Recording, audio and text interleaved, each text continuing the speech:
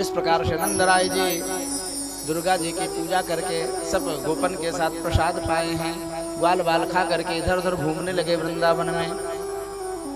नंदराय जी बूढ़े हैं, थक गए, लेट गए। सुखदेव जी कहते हैं राजर्षि परीक्षित, एक सर्प आया, अजगर बहुत बड़ा कहीं से प्रकट हुआ और सोते हुए नंदराय जी के चरण को पकड़ के खींचने लगा, निगलने लगा।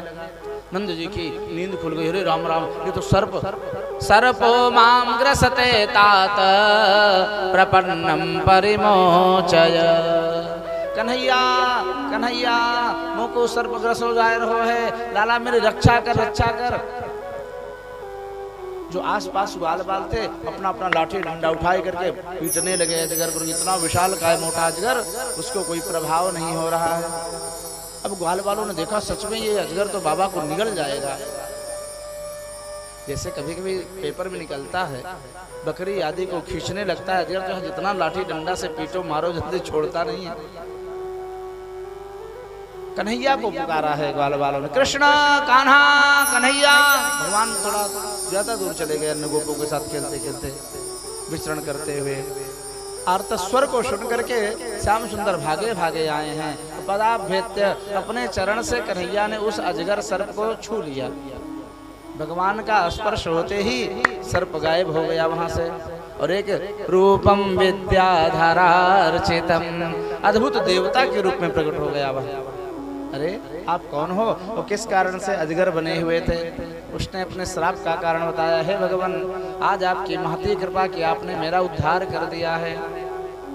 हमने एक बहुत बड़ा महात्मा का अपराध कर दिया था, ऋषि का। अहम विद्याधरः कश्चित् सुदर्शनेति श्रुतः श्रिया स्वरूप संपत्त्या विमानेनाचरं दिशः।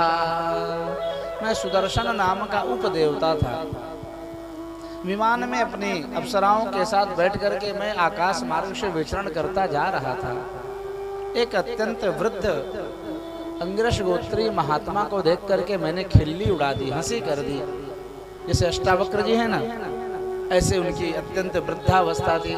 वो टेढ़ी मेढ़ी चाल चलते, उछलते कूदते, डंडा के सहारे जा रहे थे। मैंने उनको देख करके उनकी हंसी कर दी। देखो देखो ये बूढ़ा कैसे ठुमका लगाता, टेढ़ा मेढ़ा चाल चल रहा है। उन्होंने सुन लिया, श्राप दे दिया। धूर्त सुदर्शन, तुमने मेरी टेढ़ी मेरी चाल को देख करके परिहास किया है, अतः हम श्राप देते हैं, जा तू टेढ़ी मेढ़ी चाल चलने वाला अजगर हो जा, सर्प हो जा। उन्हीं के भयंकर श्राप के कारण हे भगवान मैं अजगर बन गया, सर्प बन गया हूँ। आपकी महती कृपा कि आपने मेरा उद्धार कर दिया। बोलो भक्तवत्सल भगवान की जय हो। इससे शिक्षा लेनी चाहिए तिवारी जी। वृद्धावस्था सबको एक दिन आएगी। जिसकी उम्र अच्छी है भगवान की कृपा से, जो बीचे में टपक जाए उसकी बात अलग है, किसी प्रारब्धवशात।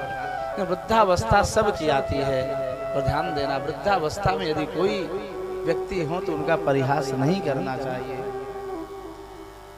जवानी में रहने सहने की स्थिति अलग होती है।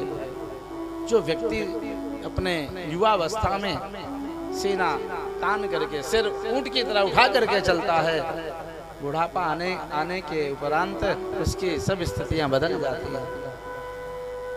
शरीर धनुष की तरह टेढ़ा हो जाता है, पैर कहीं रखता है कहीं रख जाता है।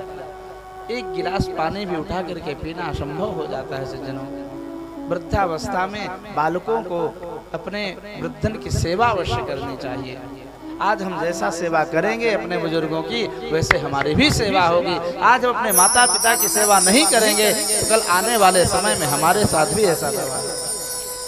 सज्जनों, भागवत कथा सत्संग सुनने से कुछ ना कुछ अपने हृदय में धारण करना चाहिए, ग्रहण करना चाहिए, तो हमारा जीवन धन्य होगा सज्जनों। इस प्रकार से आगे शंखचूड़ नाम का दैत्य है, भगवान ने उसका वध करके मणि छीन लिया है।